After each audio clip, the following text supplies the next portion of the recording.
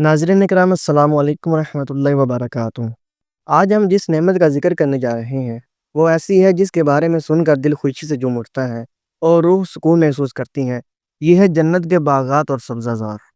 دنیا کے باغات آپ نے دیکھے ہوگے جن میں درخت، پھول اور خوشبوئیں ہوتی ہیں، مگر یاد رکھیں جنت کے باغات دنیا کے تمام باغات سے کئی ہزار گنا زیادہ حسین اور پائیدار ہیں۔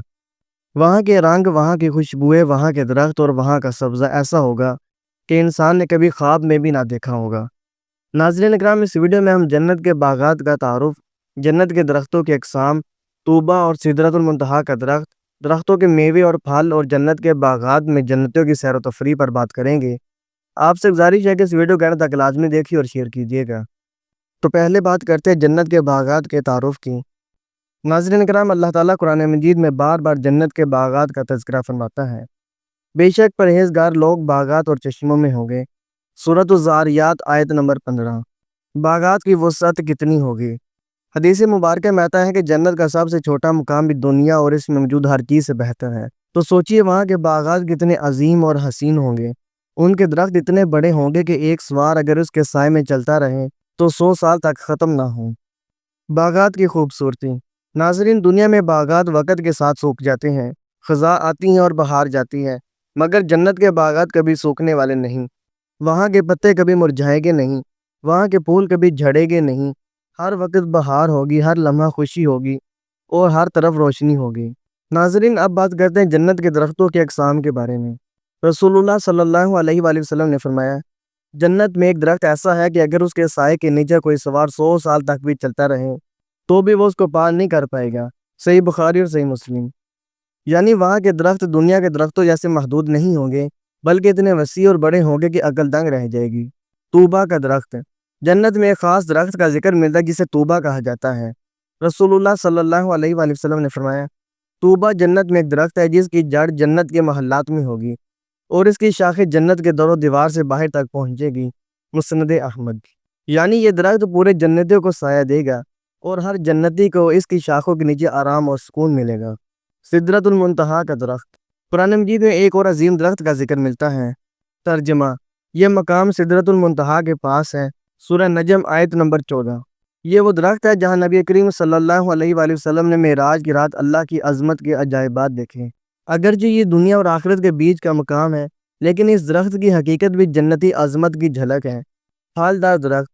اللہ تعالیٰ نے قرآن مجید میں فرمایا، ترجمہ: اور ان کے لیے وہ تمام پھل ہوگے جنہیں وہ پسند کریں گے۔ سورۃ الواقعہ آیت نمبر 20۔ یعنی جنت کی ہر درخت پر طرح طرح کے میوے لگے ہوئے ہوں گے۔ آپ جو چاہیں گے وہ فوراً آپ کے سامنے آ جائے گا۔ درخت سے پھل توڑنے کے لیے محنت بھی نہیں کرنی پڑے گی، بلکہ وہ خود جنتی کے قریب آ جائیں گے۔ درختوں کا سایہ۔ ناظرین، دنیا میں درختوں کا سایہ کچھ دیر کے بعد ختم ہو جاتا ہے، لیکن جنت میں ہمیشہ گھنا سایہ ہوگا جو کبھی ختم نہیں ہوگا۔ وہاں گرمی یا سردی کا کوئی تصور نہیں، بلکہ ہر وقت سکون، ٹھنڈک اور راحت ہوگی۔ ناظرین، اب بات کرتے ہیں جنت کے درختوں کے میوے اور پھلوں کے بارے میں۔ ناظرین اکرام، جنت کے درخت صرف سایہ دینے والے ہی نہیں ہوں گے، بلکہ ان پر ایسے پھل لگے ہوں گے جن کا ذائقہ، خوشبو اور رنگ دنیا کے کسی بھی پھل سے مشابہ نہیں ہوگا۔ اللہ تعالیٰ فرماتا ہے، ترجمہ: اور ان کے لیے بے شمار پھل ہوں گے، نہ کبھی ختم ہوں گے اور نہ روکے جائیں گے۔ سورۃ الواقعہ آیت نمبر 32 اور 33۔ یعنی جنت کے پھل ہمیشہ موجود رہیں گے، کوئی موسم کا انتظار نہیں کرنا پڑے گا، نہ ہی ختم ہونے کا خوف ہوگا۔ میووں کی خصوصیت کیا ہوگی؟ رسول اللہ صلی اللہ علیہ وآلہ وسلم نے فرمایا، جنت کے پھل قریب ہوں گے، جنتی جب چاہے گا اسے توڑ لے گا۔ جامع ترمذی۔ ان پھلوں کا ذائقہ ہر بار نیا ہوگا، جنتی جب بھی کھائے گا تو پہلی بار سے زیادہ لذت پائے گا۔ سکون اور راحت۔ سوچیے ناظرین، دنیا میں ہم کبھی گرمی میں ٹھنڈے پھل کھا کر سکون پاتے ہیں، کبھی بھوک کے وقت لذت لیتے ہیں، مگر جنت میں یہ سب کچھ بے مثال ہوگا۔ وہاں کوئی بھوک یا پیاس نہیں ہوگی، بس خوشی کے لیے، لذت کے لیے پھل کھائے جائیں گے۔ ناظرین، اب باغات میں جنتوں کی سیر و تفریح کے بارے میں بات کرتے ہیں۔ ناظرین اکرام، ہم نے پہلے یہ جانا کہ جنت کے باغات اور درخت کتنے حسین ہوں گے اور ان پر کیسا لامحدود پھل لگا ہوگا، لیکن سوال یہ ہے کہ جنتی ان باغات میں کیا کریں گے؟ ان کی سیر و تفریح اور خوشی کس طرح ہوگی؟ رسول اللہ صلی اللہ علیہ وآلہ وسلم نے فرمایا، مومن جنت میں جس چیز کی تمنا کرے گا وہ اس کے سامنے حاضر کر دی جائے گی۔ جامع ترمذی۔ باغات میں چلتے ہوئے ہوا کی خوشبو اور پھلوں کی مہک ایسی ہوگی کہ انسان کے دل و دماغ کو بے مثال سکون ملے گا۔ جنت کے نہریں اور چشمے کیسے ہوں گے؟ قرآن میں اللہ تعالیٰ نے فرمایا، ترجمہ: اس میں ایسی نہریں ہوں گی جو پانی کی ہوں گی، جو خراب نہیں ہوگا، دودھ کی ہوں گی جس کا ذائقہ بدلے گا نہیں، شراب کی ایسی نہریں ہوں گی جو پینے والوں کے لیے لذت بخش ہوں گی۔ سورہ محمد آیت نمبر 15۔ سوچی ان باغات میں چلتے ہوئے ایسی نہروں کے کنارے بیٹھنا کیسا سکون دے گا۔ جنتی محلات اور نشستیں۔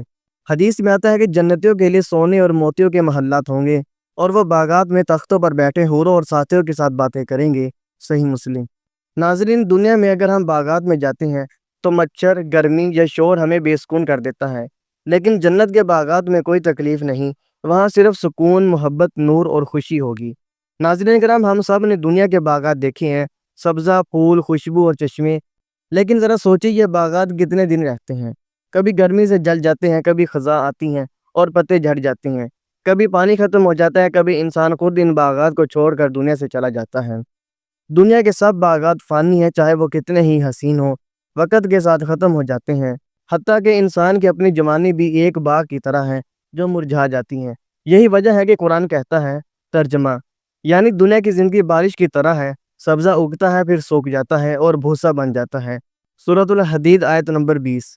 لیکن جنت کے باغات ابدی ہیں، وہاں نہ خزاں آئے گی، نہ پتے جھڑیں گے، نہ پانی ختم ہوگا، ہمیشہ بہار ہوگی، ہمیشہ روشنی ہوگی اور ہمیشہ سکون ہوگا۔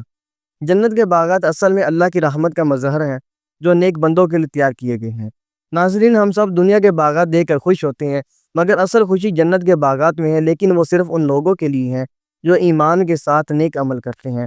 لہٰذا اپنے دل کو دنیا کے دھوکے سے ہٹا کر جنت کی تیاری کی طرف لگائیں، یہی کامیابی ہے، یہی دائمی سکون ہے۔ ناظرین کرام، اسی کے ساتھ اجازت چاہتا ہوں۔ ایسی مزید اسلامک ویڈیوز اور ایمان افروز واقعہ دیکھنے کے لیے چینل کو سبسکرائب کر لیجئے گا اور ویڈیو کو ضرور شیئر کر دیجئے گا۔ شکریہ۔